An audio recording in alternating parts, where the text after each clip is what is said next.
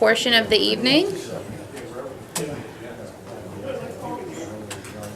All right, we will now begin the formal public hearing of the Hazardous Sites Cleanup Act site known as Ridge Run in East and West Rockhill Townships in Bucks County. As I stated earlier, my name is Virginia Kane and I am the moderator for this evening. I will call those who have indicated they wish to provide comments for the record in the order that they have registered. When it is your turn, please come to the microphone, clearly state your name and address, and please spell any words that may be less common, and then begin your comments. You will have approximately 3 minutes to provide remarks, and we ask that organizations designate one speaker to provide testimony on your behalf. Time may not be relinquished to others. During the hearing, DEP will not respond to questions or comments. Instead, all comments received this evening or submitted to the department in writing by August 31st will be responded to in a comment response document. We ask that there be no interruptions to give everyone an equal opportunity. If you go over your time, you are cutting into someone else's time and limiting the number of people who can testify. Loud disruptions such as applause or booing also limit the amount of time we have to receive comments. This hearing is being held in conjunction with an open public comment period that again lasts until August 31st. And the testimony we received tonight and written comments submitted to the department carry equal weight and will both be considered equally during final consideration of the administrative record. The information on how to submit those comments is on the screen. A few ground rules before beginning this hearing. Please silence your cell phones. If you have a sign, please keep it directly in front of your body as to not obstruct the view of another audience member. Please be respectful of each speaker and of the entire audience. Please no loud cheering, applause, or other disruptions. And again, please try to stick to approximately 3 minutes. We will now begin the formal public hearing for Hazardous Site Ridge Run. Registration for this hearing is now closed. First, we have Tracy Carluccio. There is no microphone. Oh, they're in the ceiling. So you actually can just stand right there in the center aisle. It's actually right above you. It's actually, oh. Yes, I would prefer. For anyone else, there's a speaker or a microphone there, and there. Thank you very much, and thank you to the public for being so involved in here tonight. We do have a few points I'd like to make. My name is Tracy Carluccio. I'm Deputy Director of Delaware Riverkeeper Network. First, we do not agree that applying the US EPA health advisory level of 70 parts per trillion is reasonable, and we think that using it actually can mask the amount of contamination that exists. I know we're not supposed to address this, but I think it is important to note that in June, the ATSDR released minimum risk levels that reduce the level at which no harm can be expected to approximately 7 parts per trillion for PFOS and 11 for PFOA.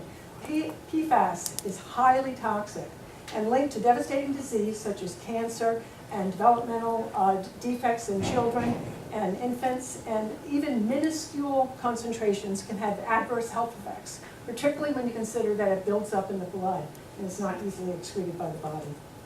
So we're also aware that many states are considering lower levels. New Jersey, for instance, is going to adopt mandatory maximum contaminant levels of 14 parts per trillion for PFOA and 13 parts per trillion for PFOS. And Delaware Riverkeeper Network, my organization, filed a formal petition with Pennsylvania's Environmental Quality Board last year, asking that they set an MCL for PFOA of 1 parts per trillion and no greater than 6 parts per trillion based on the most recent science. The EQB did accept that petition, and they're in the process of considering setting an MCL. We recently brought to the EQB's attention, by the way, that New Jersey did recommend this MCL for PFOS of 13 parts per trillion, and we submitted Delaware Riverkeeper Network's expert commissioned report that recommends 5 parts per trillion for PFOS. Based on the most recent science, the trigger for remediation and water replacement for people should either be at non-detect or no greater than 5 for PFOS or 1 to 6 PPT for PFOA. This substantially changes DEP's evaluation, and it affects the cost and how it's spread out and how many people it's spread out over, especially if PFAS is detected in more wells. Your summary of the groundwater sampling does show that there were detections in many more than 12 wells. And if the action level moves downwards, then more people will be affected, either in bearing the cost of whole house system maintenance after the installation period of 1 year, or for the community to bring in water system. So we're very concerned that the action that's being proposed is not going to address the problem or be protective enough. My organization supports alternative 4, the piping in of public contaminant-free water to provide the protection that is needed. Extending the public water system could be coupled with alternative 3 by the use of bottled water until the pipe system is operating. Monitoring wells could be installed and aquifer studies could be used in order to actually track the plume of pollution. However, alternative 3's condition of turning the systems over to the homeowners after 1 year is unacceptable and unfair. Extending the public water system and using bottled water or whole house filters in the meantime or on those outlying wells will provide immediate long-term relief for an already impacted community. Regardless of the solution, my organization feels it's vitally important that the environmental cleanup of the pollution commences in tandem with the provision of clean drinking water to the community, and that the source be found and the solution be coupled with finding that responsible party who could have the pockets that would pay for this rather than the taxpayer or the homeowner. We feel that would be the only truly permanent solution to address the cleanup as well as the provision of clean drinking water to the community. Finally, just like to say that we think it's really urgent that DEP take action in a very swift manner. People have been drinking contaminated water here for a long time, and we don't know at what levels or for how long. So because it is such a toxic PFAS or such toxic compounds, it's really important that action be taken swiftly so that exposure through drinking water can cease. Thank you. Thank you, Tracy. Next, we have Kelly Jameson.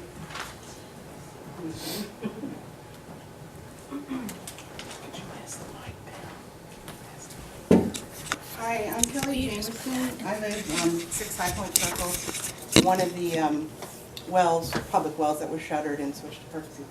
For 20 plus years, citizens in our neighborhood have been drinking this poisoned water. Within the past 8 years, we've seen neighbors die from colon and breast cancers, a young child taken by leukemia, classmates of my child suffering from Tourette's, and our own child stricken with autoimmune disorders, inflammatory bowel disease, and PANDAS, which is pediatric autoimmune neuropsychiatric disorders associated with streptococcal infections. The EPA has connected these diseases to POFA and PFOS exposure. However, your response does not include PFOA, PFOS blood testing or monitoring for us. For 20 years, we drank this fouled water. It's irresponsible to tell us everything is okay now that you've closed the poisoned wells and switched our water supply. Like the people in Warrington who drank the PFC-tainted water from the naval base, we need blood testing and annual health monitoring. We need to be ensured PFOS, PFCs, isn't hiding in our hot water tank sediment and continuing to poison us. So I request testing of our water tank sediment as previously requested in an unanswered email to EPA.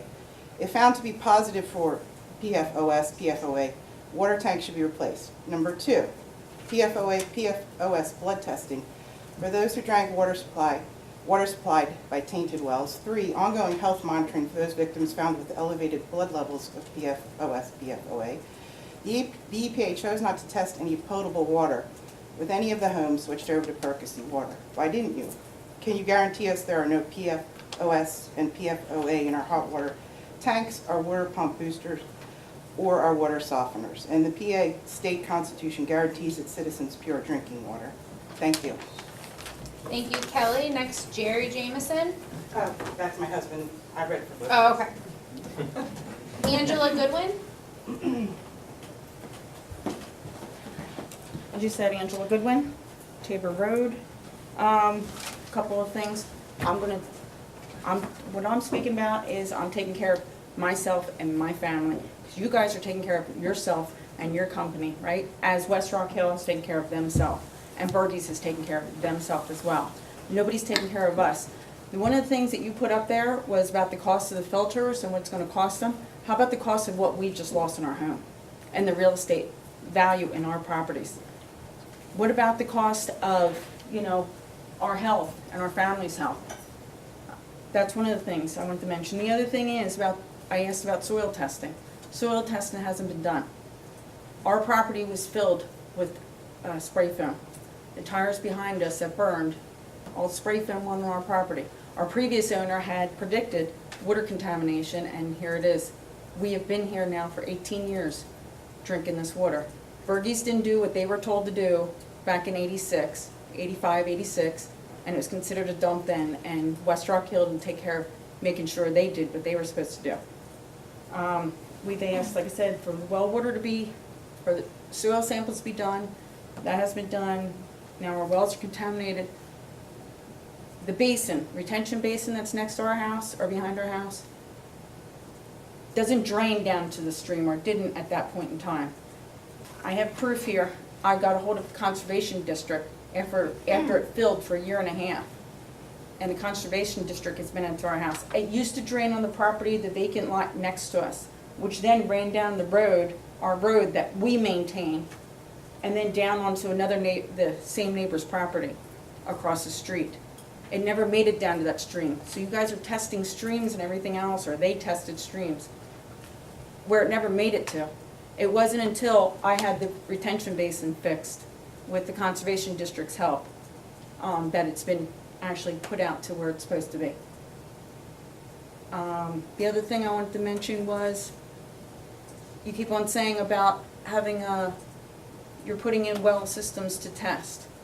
Now, how do we know that them well systems that you're going to monitor aren't going to change the way the water flow goes? Or how about if that development goes in across from where we live, doesn't change the way the water goes? Does it make everything worse? The filters that go into our home. I have a higher level than, somebody else down the street. That could cost me even more money than what it might cost somebody else. Our filter we could get it tested now, and then a couple months later, it's bad. We don't know. So that can cost us money, as well as, like I said, the loss on our properties. And we all know it's from Bergie's, and we should just address it now. The other thing I want to know is, how comes Bergie's letter was sent to them in January or February, but yet they didn't respond? You sent another one in May. Have they ever responded? Have they ever complied? From what I could see from old newspaper articles, nobody's responded. Nobody's cared about the residents that lived here. Not Bergie's, not the township, nobody. Now here we are 20 years later that we have to deal with this now. And me, that didn't even live here then. Born and raised in the area, but didn't live here. So those are some of my concerns that I want to point out. Thank you, Angela. Next we have Jim Pascal. Correct.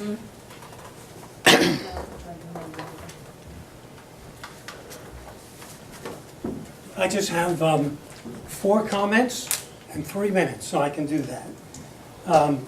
I think when I look at the report and I see the concentration of effort on just the red dots, in light of a comment that was made earlier regarding the changing of standards. I mean, they're changing rapidly. If we're talking about 60 parts per billion, if that's the proper technology, it's ridiculous. So I think we need to take our head out of the sand and recognize that we need to have a solution that provides for a more realistic standard, which I'm hearing now is 7 or 11, and that would take into account lots of properties.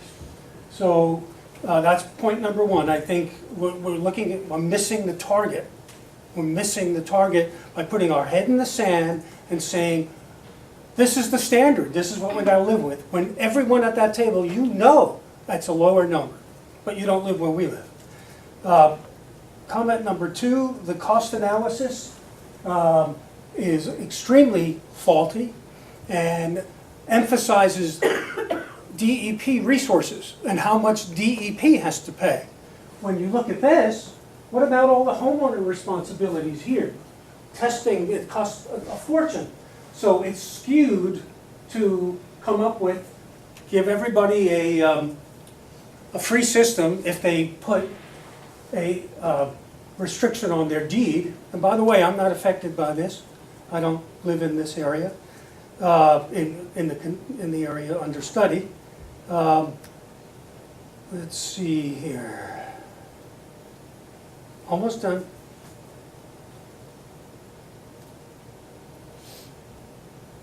We got quiet in here.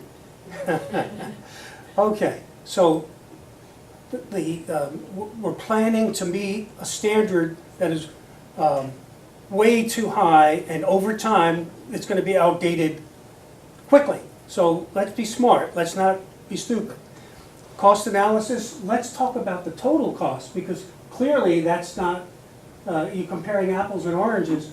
If you look at putting in a water system, which I would recommend, you're actually resolving a problem.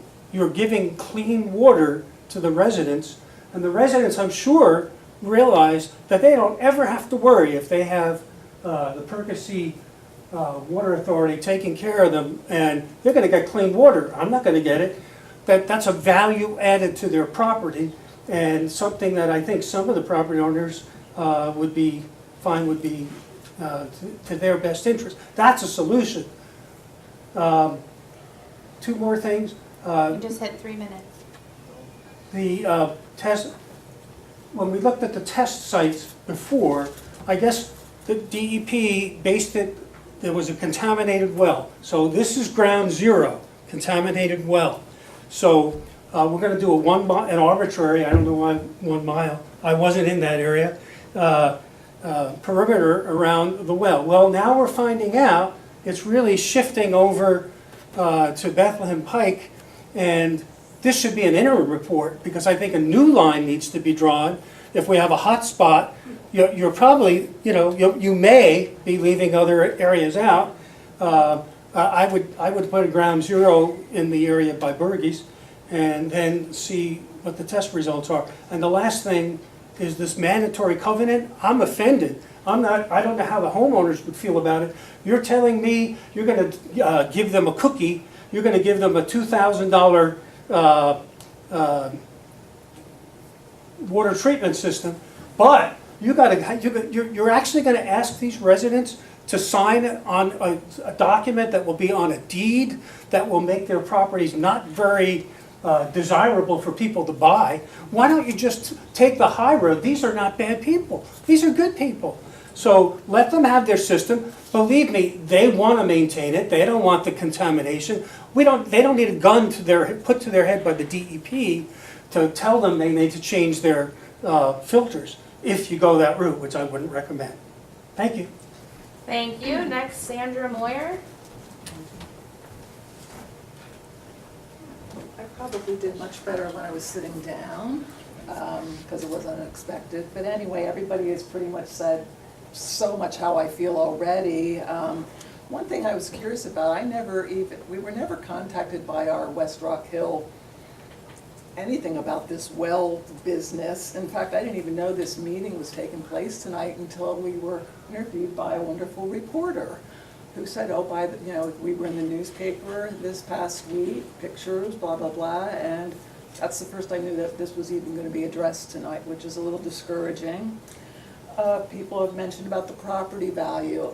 Basically, I feel like our house can't even be sold now, and I kind of would like to look into downsizing now. I am a cancer survivor, I hope.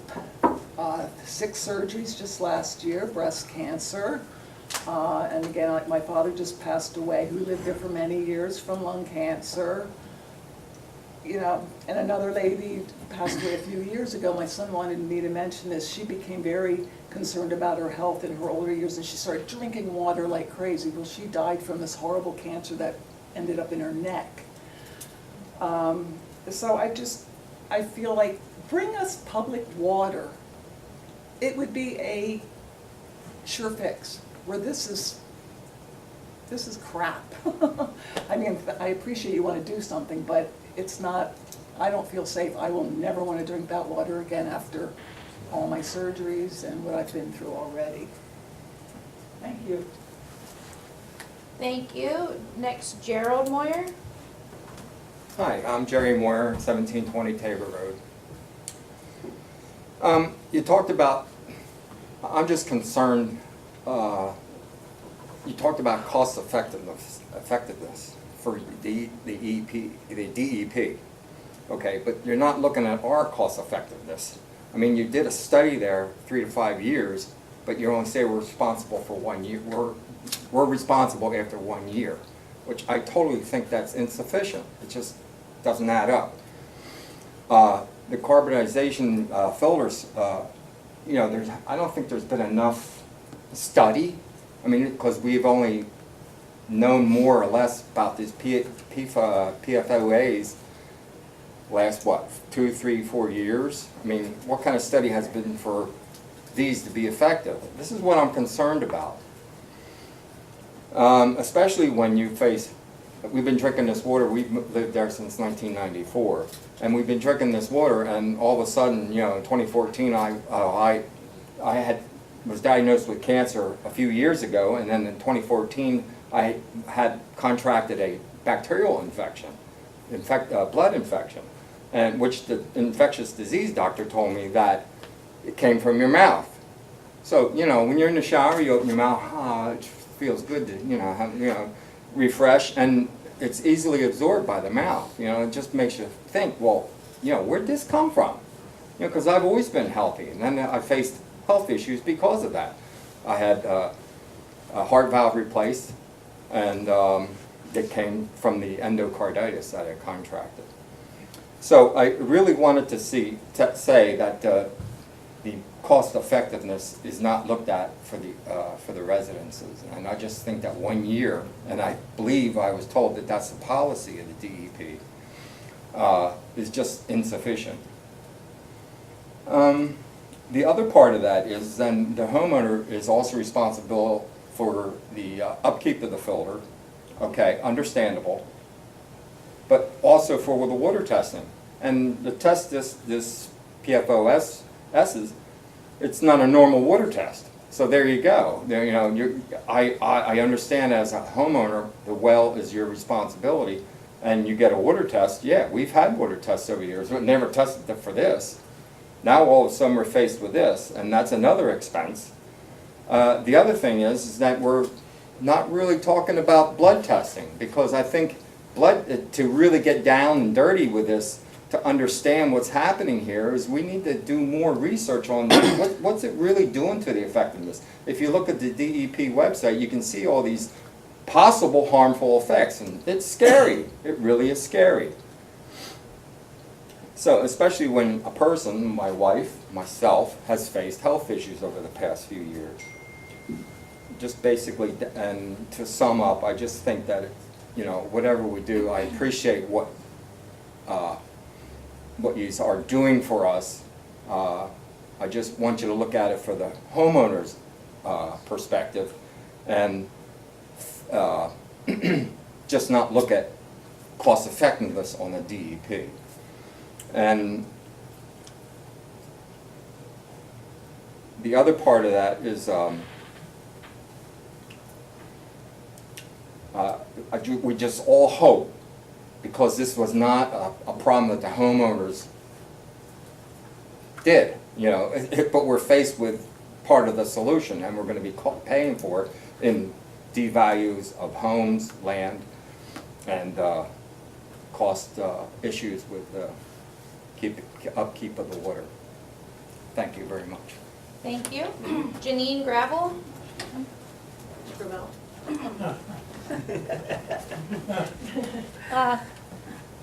I just want to let you know, we all love this area. We have a lot of issues in this area right now, and I hope you guys can really be serious about taking, an interest in it and helping everybody. It's a beautiful part of Bucks County. I just wondered if the DEP would consider hiring a professional hydrologist or multiple hydrologists to formulate a study on the existing wells within the 1 mile radius of the contamination, just to keep an eye on the plume mobility. We're very concerned. I don't think this is an accurate, estimation of the areas affected, since not every single person got their well tested. I don't know if there's any way to say, hey, we got it, everybody has to get it tested to really make the map. I also would love you to also have the hydrologist formulate a specific study on the effects of discharging this pit of water up here at the quarry, because that's in the area, that's in that 1 mile radius. There is such a thing as hydrostatic pressure that has a devastating effect on wells. I don't think any of us wants to have to deal with this in a way that it's happened and then now we can't do anything about it, or there's devastating effects after the effect. So if you could have a professional hydraulic study done on plume mobility and the potential for the enlargement of the contamination within our wells, we appreciate it very much. Thank you. Thank you. Dave Watt?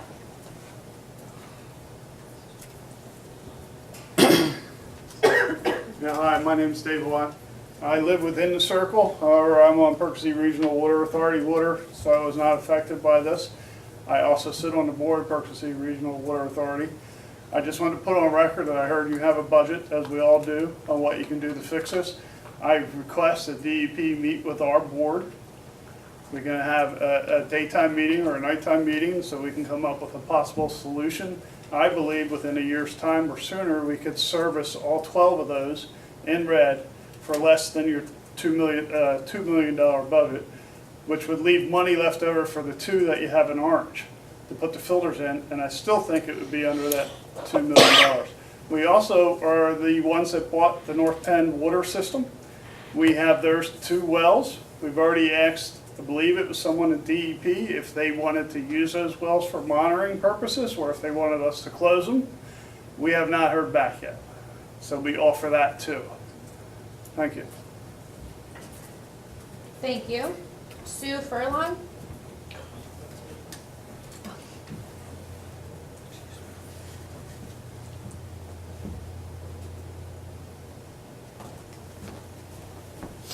Sue Furlong, West Rockhill Township. I haven't really studied this. I happen to be driving by. I don't believe I'm affected by it.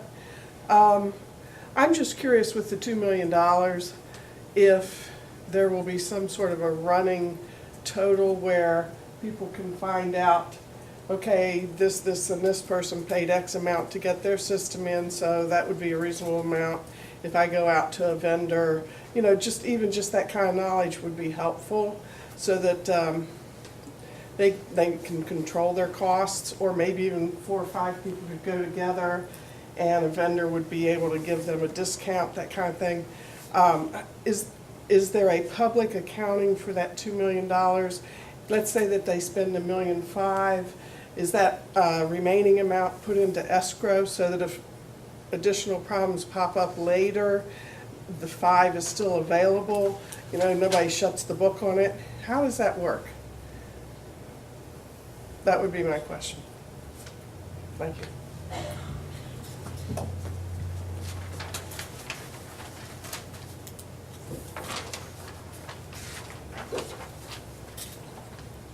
Okay, with no other commenters present, I will go ahead and adjourn this hearing.